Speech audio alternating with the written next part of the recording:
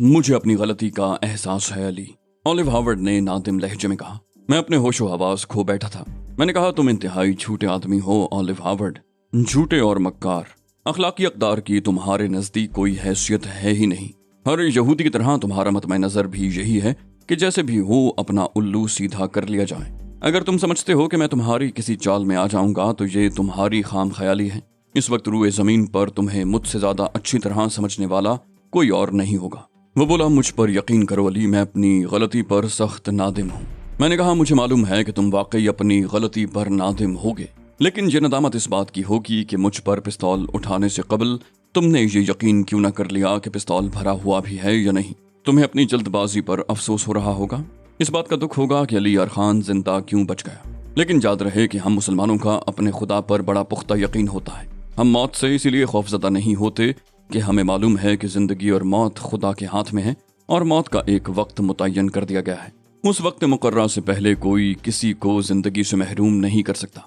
मेरे मामले में तुम्हें कई बार इस बात का तजुर्बा भी हो चुका होगा। अपनी तरफ से तुमने कितनी बार मुझे ठिकाने लगाने की कोशिश की, मगर मेरा आज भी जिंदा होना इस बात का ऐलान है कि अभी मेरी जिंदगी के दिन पूरे नहीं हुए, और जिस रोज पूरे हो गए उस रोज किसी को कोई जहमत नहीं करनी पड़ेगी। लेकिन इस बात का ये मतलब भी नहीं है कि मैं जानबूझकर किसी अंधे कुएं में छलांग लगा दूं। मोहतात रहना मेरा फर्ज है। उसके बाद जो भी होगा खुदा की तरफ से होगा। मैं तुम्हें अपने साथ जरूर ले चलूंगा, मगर न मुझे पहले तुम पर एतमाद था और अब तो खैर तुमने साबित कर ही दिया है कि तुम एक सांप हो, आस्तीन के सांप। ऑलिव हार्वर्ड का चेहरा तारीक हो गया। कोई और मौका होता तो वो मुझे मुंह तोड़ जवाब जरूर देता, मगर उस वक्त वो बिल्कुल बेबस था और मेरे हाथों में किसी खिलौने की मानंद था।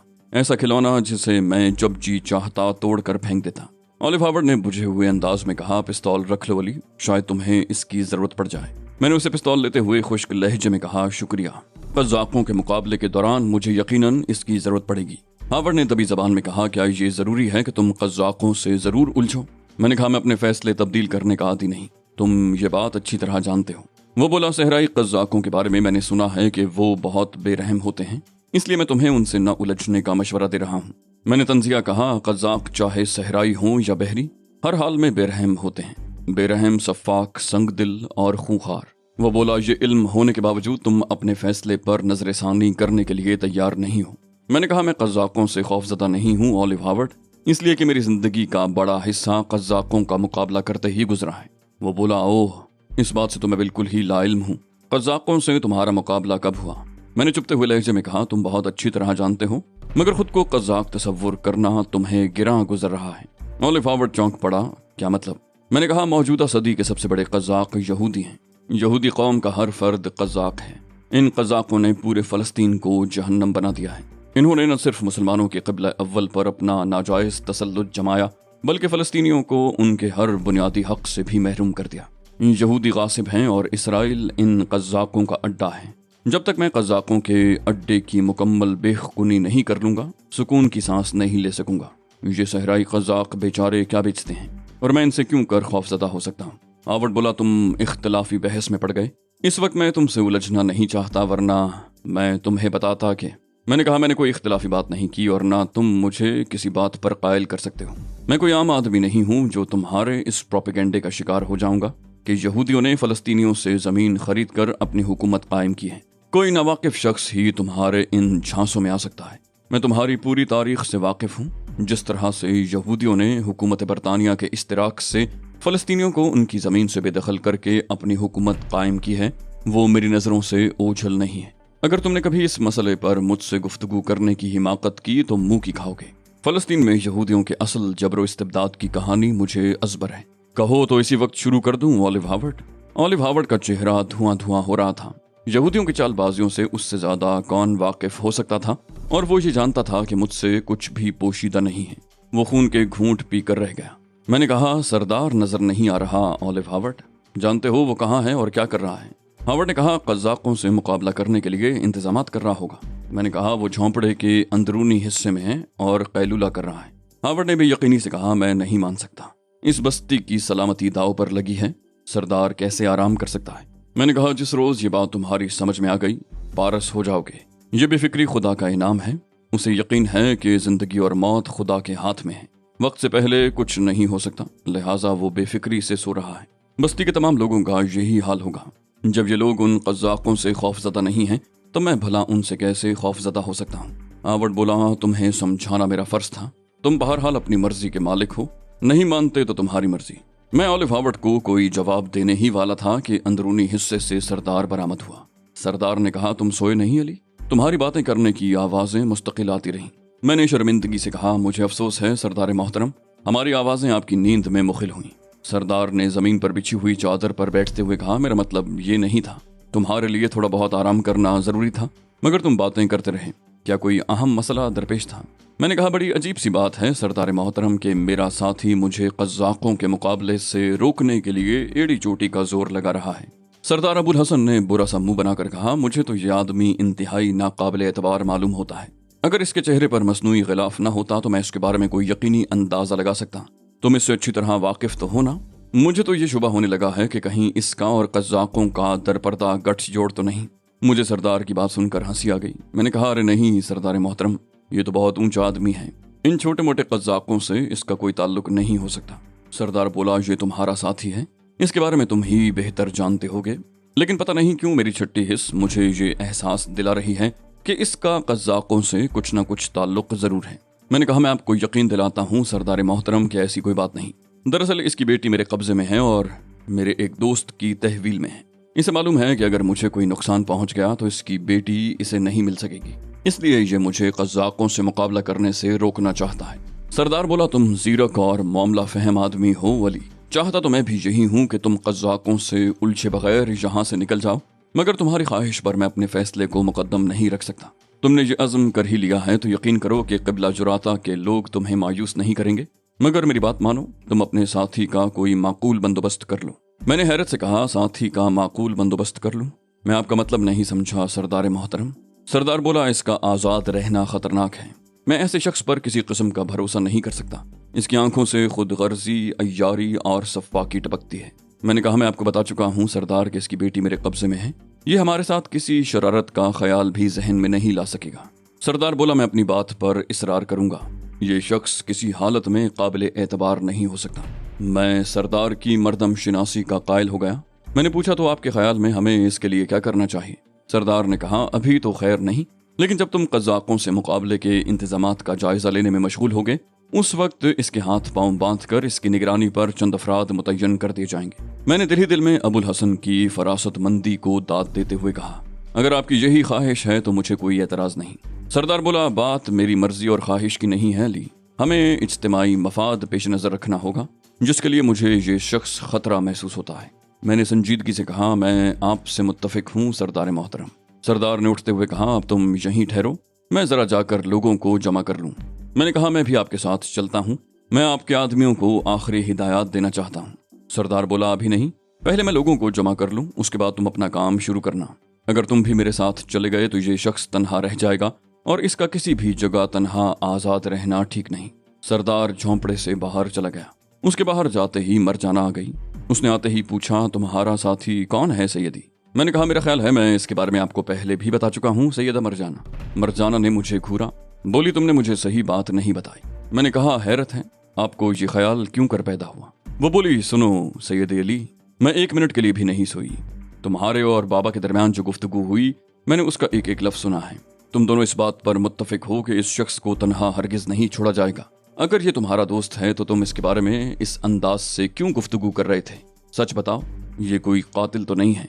मैंने एक तवील सांस ली, कहा, कातिल तो बहुत छोटा लफ्ज़ है मरजाना, ये शख्स तो पूरी एक कौम का कातिल है, बैनुल अक़वामी दहशतगर्द है और तखरीबकारी इसकी सरिश्त में शामिल है। मरजाना ने खौफज़दा से अंदाज में हंसकर कहा, तुम मजाक कर रहे हो, ये इतना खतरनाक तो नहीं हो सकता, वरना तुम इसे बचाने के लिए अपने कंधों पर उठाकर यहाँ तक न लाते। मैंने कहा, यह एक तवील दास्तान है सैयदा मरजाना, मैं फिर किसी वक्त तफसील से आपको सुनाऊंगा, फिलहाल आपके लिए इतना ही काफ़ी है कि ये बहुत खतरनाक शख्स है। मरजाना ने खौफज़दा नज़रों से ऑलिव हावर्ड की तरफ देख कर पूछा, अगर ये इतना ही खतरनाक आदमी है तो तुमने इसे जान से क्यों न मार दिया?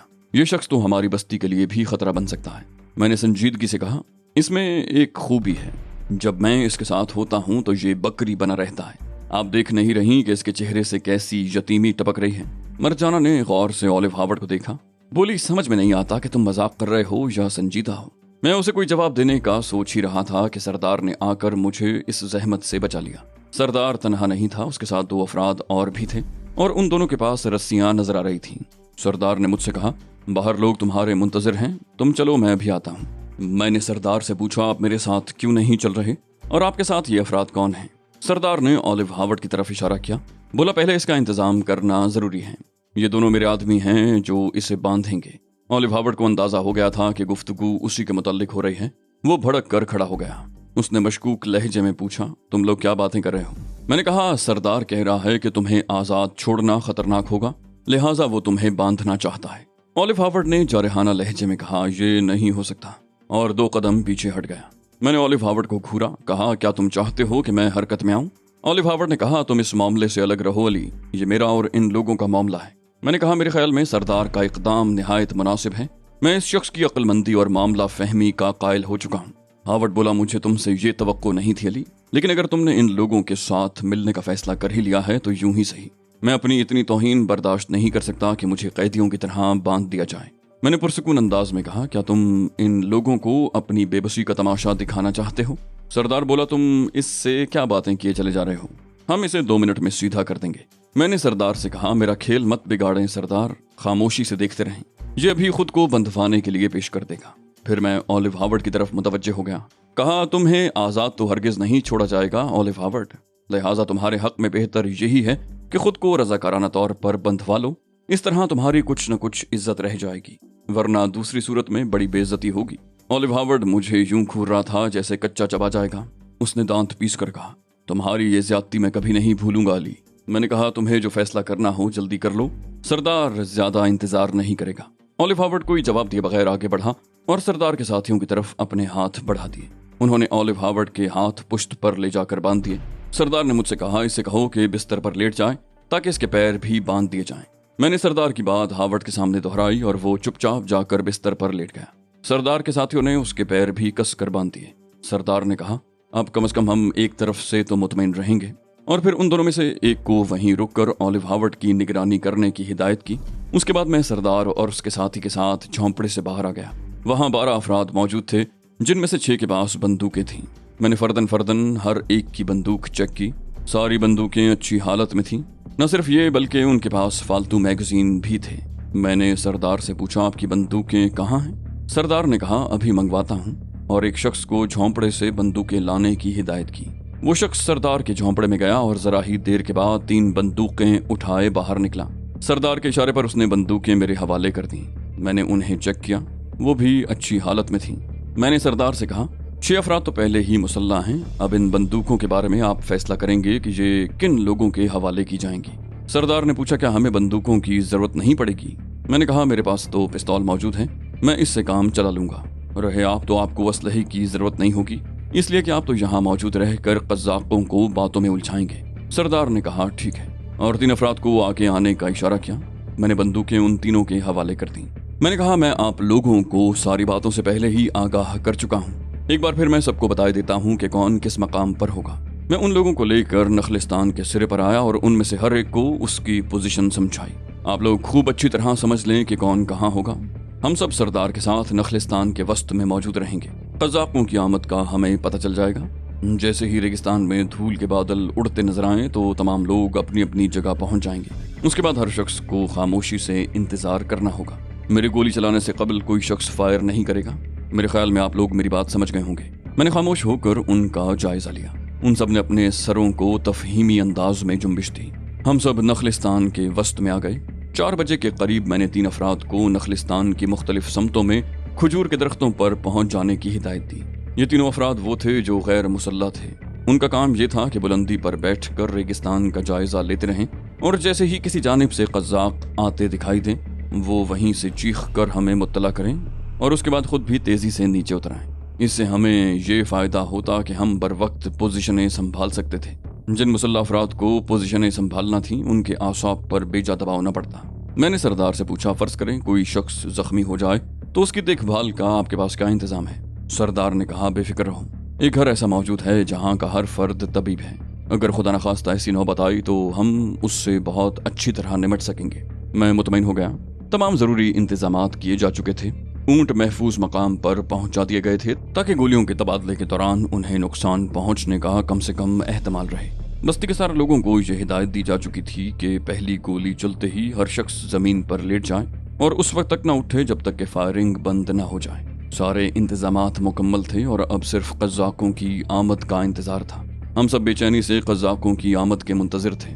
میں نے سردار سے پوچھا کیا یہ ممکن ہے کہ قزاق مقررہ وقت پر آنے کی بجائے کسی اور وقت آئیں، یعنی آج کی بجائے وہ کل یا کسی اور دن آئیں؟ سردار نے کہا یوں تو سبھی کچھ ممکن ہے، مگر یہ امکان کم ہی ہے کہ وہ آج نہیں آئیں گے۔ وہ آئیں گے اور اس ارادے سے آئیں گے کہ اگر ان کا مطالبہ پورا نہ ہوا تو وہ ہمیں تہس نہس کر دیں۔ کہیں ایسا نہ ہو کہ وہ اندھیرا پھیلنے کے بعد آئیں۔ اگر ایسا ہوا تو ہمارے لیے خاصی دشواریاں پیدا ہو جائیں گی۔ سردار نے جواب دیا یہ امکان بھی نہیں ہے، ان کے سان و گمان میں بھی نہیں ہوگا کہ ہم ان کا مقابلہ کرنے کی کوشش کریں گے، اس لیے وہ دھڑلے سے آئیں گے۔ میں نے سردار سے پوچھا مرجانہ کہہ رہی تھی کہ وہ ریگستان میں قزاقوں کے لیے کوئی عمل کرنے جاتی ہے۔ سردار بولا ہاں، بستی کے متوع نے ایک عمل بتایا تھا اور مرجانہ نے عمل پر آمادگی کا اظہار کر کے سردار کی بیٹی ہونے کا حق ادا کر دیا۔ میں نے پوچھا کہ آپ عملیات پر یقین رکھتے ہیں سردار محترم؟ وہ بولا میں عملیات کا ماہر تو نہیں ہوں کہ اس سلسلے میں کوئی رائے پیش کر سکوں، لیکن میں ایسے تمام عملیات پر کامل یقین رکھتا ہوں جن میں خدا کے سامنے اپنی عاجزی کا اظہار کر کے اس سے مدد طلب کرتے ہیں۔ میں نے کہا قزاقوں کے لیے مرجانہ نے جو عمل کیا اس کا کوئی نتیجہ سامنے آیا؟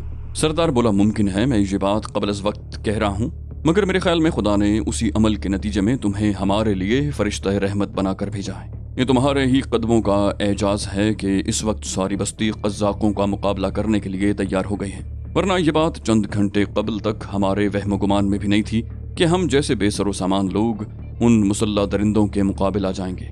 میں نے کہا آپ کی بات اس لحاظ سے قبل از وقت ہے کہ ہم اس مقابلے کے انجام کے بارے میں ابھی کچھ نہیں کہہ سکتے۔ سردار نے بڑے عزم سے کہا میں کہہ سکتا ہوں، مجھے یقین ہے کہ تمہاری سرکردگی میں ہم اس مارکے سے سرخرو ہو کر نکلیں گے۔ میں نے حیران ہو کر کہا ابھی تو آپ اپنی بے سر و سامانی کا شکوہ کر رہے تھے اور پل بھر میں اتنے اعتماد سے اپنی فتح کی پیشن گوئی بھی کرنے لگے۔ سردار مدبرانہ انداز میں بولا جنگیں سامان حرب کی یا عددی برتری کی بنیاد پر کبھی نہیں جیتی جاتی۔ مقابلے جیتنے کے لیے جذبے کی ضرورت ہوتی ہے جو تم نے ان لوگوں میں پھونک دیا ہے، اسی لیے میں اتنا پر اعتماد ہو گیا ہوں۔ ان لوگوں کا جوش اور ولولہ دیکھ کر مجھے یقین ہو چلا ہے کہ ہم قزاقوں کو شکست فاش سے دوچار کر دیں گے۔ میں نے خلوص دل سے کہا خدا کرے ایسا ہی ہو۔ دفتن ہمیں ان تینوں افراد میں سے ایک کی آواز سنائی دی جنہیں قزاقوں کی آمد کی اطلاع دینے پر متعین کیا گیا تھا۔ وہ چیخ چیخ کر بتا رہا تھا کہ اس نے صحرا میں ریت کے بادل اٹھتے دیکھے ہیں۔ میں نے گھڑی کی طرف دیکھا، 4:30 بج چکے تھے۔ گویا قزاقوں کی آمد کے وقت کا جو اندازہ ہم نے لگایا تھا یہ وہی وقت تھا۔ میں نے بلند آواز میں کہا تمام لوگ اپنی اپنی جگہوں پر پہنچ جائیں۔ میرا جملہ مکمل ہوتے ہی 9 مسلح افراد دوڑتے ہوئے اپنے اپنے مورچوں کی طرف بڑھ گئے۔ چند ہی لمحوں کے بعد وہ تینوں افراد جو قزاقوں کی آمد کی اطلاع دینے پر مامور تھے دوڑتے ہوئے ہماری طرف آئے۔ ان میں سے ایک ہیجانی انداز میں کہہ رہا تھا میں نے انہیں دیکھا ہے، وہ اس طرف سے آ رہے ہیں۔ اس نے ہاتھ اٹھا کر نخلستان کے سامنے والے حصے کی طرف اشارہ کیا۔ میں نے اسے کہا پہلے خود کو معمول پر لے آؤ، اس کے بعد ہمیں کچھ بتانا۔ میری بات سننے کے بعد وہ چند لمحوں کے لیے کھڑا گہری گہری سانسیں لیتا رہا، پھر سنبھل کر بولا میں نے صحرا میں اس جانب گرد کے بادل اڑتے دیکھے ہیں۔ میں نے اسے پوچھا گویا تم نے قزاقوں کو نہیں دیکھا؟ اس نے کہا نہیں، ریگستان میں اونٹوں کے دوڑنے سے ریت کے جو بادل اڑتے ہیں ان میں کچھ بھی نظر نہیں آ سکتا۔ میں نے کہا کیا تم اندازے سے یہ بات کہہ سکتے ہو کہ اس طرف آنے والوں کی تعداد کیا ہوگی؟ بولا میں یقین سے تو کچھ نہیں کہہ سکتا، لیکن جس حساب سے ریت اڑ رہی ہے اس سے اندازہ ہوتا ہے کہ بہت سے اونٹ سفر کر رہے ہیں۔ سردار نے اس شخص سے کہا تم نے تصدیق کیے بغیر قزاقوں کی آمد کا اعلان کر دیا ہے، وہ قزاق نہ ہو، کوئی قافلہ اس طرف آ رہا ہو تو؟ میں نے سردار سے کہا اگر وہ قزاق نہ ہوئے تب بھی کوئی فرق نہیں پڑے گا۔ احتیاط کا تقاضا یہی تھا کہ ہم پہلے سے خود کو ہر قسم کے حالات کے لیے تیار رکھیں۔ اگر وہ قزاق نہ ہوئے تو ہماری صحت پر کوئی اثر نہیں پڑے گا۔ پھر میں دوبارہ اس شخص کی طرف متوجہ ہوا، کہا کچھ اندازہ ہے کہ وہ لوگ کتنی دیر میں یہاں تک پہنچ جائیں گے؟ وہ بولا میرے اندازے کے مطابق انہیں یہاں تک پہنچنے میں 15 منٹ تو ضرور لگ جائیں گے۔ میں نے سردار سے کہا بس تو ہمیں تیزی سے اپنا کام شروع کر دینا چاہیے۔ بستی کے تمام لوگ اس طرح اپنے معمولات سر انجام دینے میں مصروف ہو جائیں کہ قزاقوں کو پہلی نظر میں بستی کے اندر کسی غیر معمولی صورتحال کا اندازہ نہ ہونے پائے، لیکن ساتھ ہی یہ ہدایت بھی جاری کر دیں کہ نخلستان میں قزاقوں کے داخل ہونے پر بستی کے لوگوں میں ویسی ہی کھلبلی مچنی چاہیے جیسی کہ عام حالات میں مچتی ہے۔ बस्ती के किसी भी शख्स के रवैये से कोई गैर मामूली बात जाहिर ना हो। हर शख्स का रवैया वही हो जो आम हालात में ऐसे मौके पर हुआ करता है। सरदार ने कहा, तुम्हारे कहने पर ये बातें बस्ती के लोगों को पहले भी बताई जा चुकी हैं। मैं एक बार फिर सबको हिदायत दे देता हूँ, तुम जाकर अपनी तैयारी मुकम्मल कर लो। मैं सरदार के पास से उठकर झोंपड़े में आ गया।